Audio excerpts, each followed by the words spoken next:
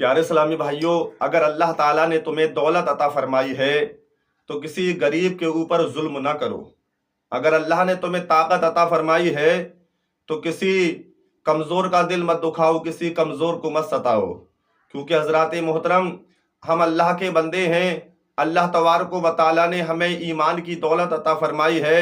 اسلام جیسا پاک مذہب عطا فرمایا ہے، قرآن جیسی پاک کتاب عطا فرمائی ہے۔ اللہ نے اپنا سب سے پیارا حبیب ہم گناہگاروں کے لیے عطا کر دیا، تو ہمارا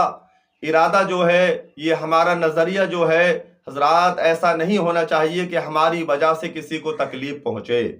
ہماری وجہ سے کسی کے چہرے پہ اداسی آ جائے، بلکہ ہمیں ہونا تو یہ چاہیے، ہمیں کرنا تو یہ چاہیے کہ ہماری وجہ سے کسی اللہ کے بندے کے چہرے پہ اگر مسکراہٹ آ جائے تو حضرات محترم اللہ کو اگر ہمارا یہ کام پسند آ گیا تو حضرات ہماری دنیا بھی سنور جائے گی، ہماری آخرت بھی سنور جائے گی۔ تو حضرات ہمیں چاہیے کہ ہماری وجہ سے کسی کو تکلیف نہیں پہنچنی چاہیے، ہماری وجہ سے کسی کو نقصان نہیں پہنچنا چاہیے۔ ایک دفعہ ایک مالدار انسان تھا، پیسے والا تھا، اچھے مکان والا تھا، اللہ نے دولت عطا فرمائی تھی، نوکر رہا کرتے تھے۔ ایک دفعہ یہ ہوا کہ اس کے گھر میں چوری ہو جاتی ہے، اس مالدار کے یہاں پر چوری ہو گئی۔ اب وہ نوکر بھی کام کیا کرتے تھے، اس نے ایک نوکر کو پکڑا اور اس نوکر کے لیے اتنا مارا حضرات محترم وہ بیمار ہو گیا، یہاں تک کہ خود بھی مارا اور دنیا کی عدالت میں بھی لے گیا، دنیا کے حضرات محترم پولیس سے بھی اس کو پٹوایا۔ پیارے اسلامی بھائیوں، اتنا بیمار ہو گیا کہ یہ چارپائی پہ لیٹ گیا، چارپائی تک پہنچ گیا، یہاں تک کہ اسی کشمکش کے عالم میں، اسی بیماری کے عالم میں اس نوکر کا انتقال ہو گیا، نوکر دنیا سے رخصت ہو گیا۔ اب حضرات محترم دنیا سے سزا بھی دلوائی، خود بھی مارا، بیمار ہو گیا، یہاں تک کہ اس کا انتقال ہو گیا۔ اب جب انتقال ہوا، اب اس سے پتہ لگا کہ جو چوری گھر میں ہوئی تھی وہ اس نوکر نے نہیں کی تھی بلکہ خود کے بیٹے نے چوری کی تھی، جو گھر میں چوری ہوئی تھی وہ اسی کے بیٹے نے چوری کری تھی۔ اب یہ انسان پہنچا اور اس کے کان میں جا کے معافی مانگنے لگا، کہا مجھے معاف کر دے میرے نوکر، جو گھر میں چوری ہوئی تھی وہ میرے بیٹے نے کری تھی، تجھ پہ تو میں نے ویسے ہی جھوٹا الزام لگا دیا تھا، مجھے معلوم نہیں تھی، مجھے خبر نہ ہوئی تھی، میں نے تجھ پہ شک کر کے تیرے اوپر الزام لگا دیا، مجھ سے غلطی ہو گئی، مجھ سے یہ گناہ ہو گیا، مجھے معاف کر دے۔ تو حضرات اب معافی مانگنے سے کیا فائدہ ہونے والا ہے؟ بتاؤ، اس کا انتقال ہو گیا، اب معافی مانگنے سے کیا فائدہ حاصل ہونے والا ہے؟ تو میں نے اسے عالم تصور میں جواب دیا، اے مالدار انسان، تو نے بے وجہ اس غریب کو اتنا مارا، دنیا کی کچہری میں لے گیا، دنیا کی پولیس سے پٹوایا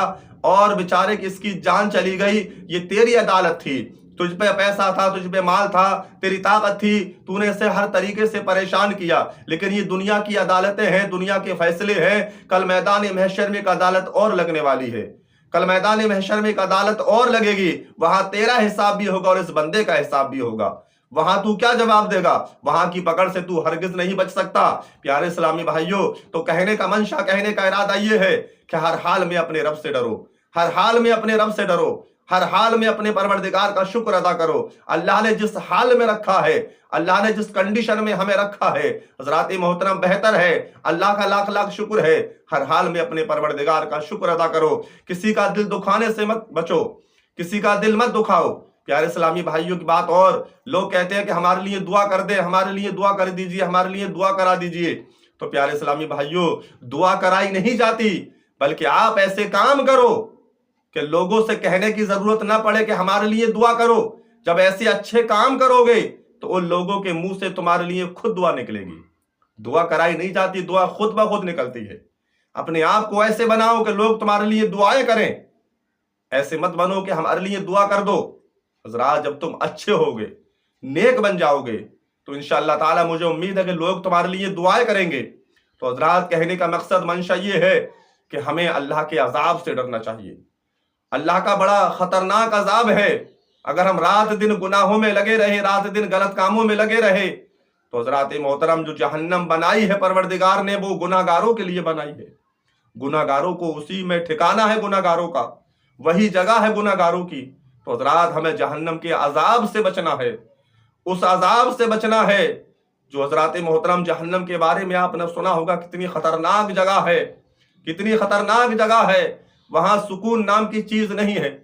وہاں امن نام کی چیز نہیں ہے، وہاں خوشحالی نام کی چیز نہیں ہے، وہاں موج مستی نام کی چیز نہیں ہے، وہاں تو عذاب ہی عذاب ہے، وہاں تو سزا ہی سزا ہے۔ تو پیارے اسلامی بھائیوں، ہمیں اس جہنم کے دردناک ہولناک عذاب سے بچنا ہے، ہمیں اپنے آپ کو اس لائق اس قابل بنانا ہے کہ پروردگار عالم ہمیں اس جہنم سے نجات عطا فرما دے اور جنت میں ہمارا اعلیٰ مقام عطا فرما دے۔ حضرات، تو جہنم کا عذاب جو ہے بڑا دردناک عذاب ہے، ہمیں اس سے پناہ مانگنی چاہیے، ہمیں اچھے کام کرنے چاہیے، پروردگار کی بارگاہ میں رو رو کے اپنے گناہوں کو یاد کر کے معافی مانگنی چاہیے۔ وہ رب کعبہ، وہ پروردگار بڑی شان والا ہے، بڑی عظمت والا ہے ہمارا رب، بڑا مہربان ہے ہمارا رب۔ ہم جب سچے دل سے اپنے رب کی بارگاہ میں توبہ کرتے ہیں تو حضرات پروردگار اتنی شان والا ہے کہ وہ ہمارے گناہوں کو نہیں دیکھتا ہے بلکہ اپنی رحمت کو دیکھتا ہے، اپنی رحمت کو دیکھتا ہے اور اپنے خدا